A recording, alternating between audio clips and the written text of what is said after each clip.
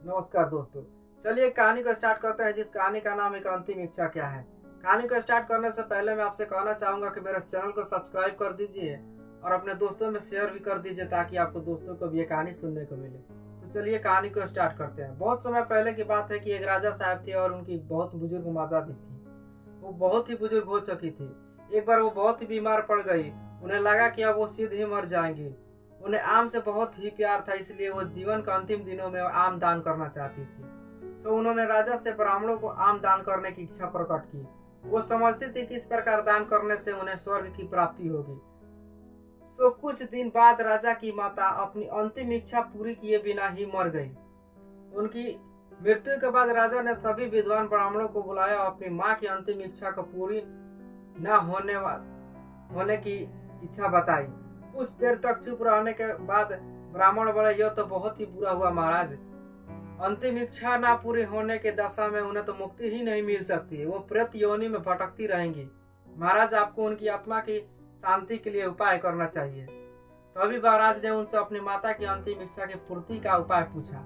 ब्राह्मण बोले कि उनकी आत्मा की शांति के लिए आपको उनकी पुनः तिथि पर सोने का आम दान करना पड़ेगा। राजा ने माँ की पुनः तिथि पर ब्राह्मणों को भोजन के लिए बुलाया और प्रत्येक को सोने का से बने आम दान में दिए। तभी तेनालीराम को यह पता चला तो यह तुरंत समझ गया कि ब्राह्मण लोग राजा की सरलता भोलेपन का फायदा उठाए हैं। सो उसने ब्राह्मणों को पाठ पढ़ाने के लिए एक योजना बनाई। अगले दिन तेनालीराम ने ब्राह्मणों को निमंत्रण भेजा और उसमें लिखा था कि तेनालीराम की भी अपनी माता की पुनः तिथि पर दान करना चाहता है, क्योंकि वह भी अपनी अंतिम इच्छा अधूरी लेकर मरी थी। जब उसे पता चला कि उसकी माँ की अंतिम इच्छा पूरी न होने के कारण वो प्रेत योनि में भटक रही होंगी, वो बहुत ही दुखी है और चाहता है कि जल्द ही उसकी माँ की आत्मा को शांति मिले। ब्राह्मणों ने तेनालीराम के घर सभी ब्राह्मण निश्चित दिन तेनालीराम के घर पर पहुंच गए। ब्राह्मणों को स्वादिष्ट भोजन परोसा गया। भोजन करने के पश्चात सभी दान मिलने की प्रतीक्षा करने लगे। तभी उन्होंने देखा कि तेनालीराम लोहे के सलाखों को गर्म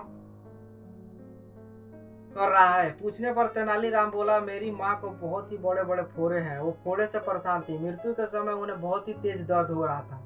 इससे पहले कि मैं गर्म सलाखों से उनकी सिकाई करता, वो मर चुकी थी। अब उनकी आत्मा के शांति के लिए मुझे आपके साथ ही वैसा ही करना पड़ेगा जैसे कि उनकी अंतिम इच्छा थी। यह सुनकर ब्राह्मण बुखला गए और वहां से तुरंत चले जाने चाहते थे। वो गुस्से में तेनालीराम से बोले कि हमें गर्म सलाखों से दागने पर तुम्हारी माँ की आत्मा को शांति कैसे मिलेगी। नहीं महसा, मैं झूठ नहीं बोल रहा हूँ। यदि सोने के आम दान देने से महाराज की माँ की आत्मा को शांति मिल सकती है तो अपनी माँ की अंतिम इच्छा क्यों नहीं।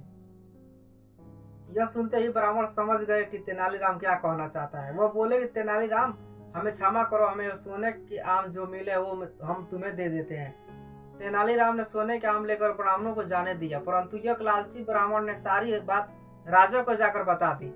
यह सुनकर राजा क्रोधित हो गए और उन्हें तेनालीराम को बुलाया और बोले, तेनालीराम, यदि तुम्हें सोने के आम ही चाहिए थे तो मुझसे मांग लेते, इतने लालची बनने की क्या जरूरत थी।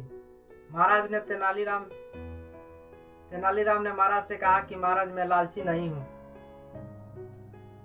अगर वो आपके सोने का दान लेने से उनकी अपनी माता की इच्छा पूरी हो सकती है तो मेरा क्यों नहीं। राजा है जो तेनालीराम की बात को समझ गया, उन्होंने ब्राह्मणों को लालच त्यागने को कहा। अगर मेरी ये कहानी आपको अच्छी लग रही है तो मेरे चैनल को सब्सक्राइब कर दीजिएगा।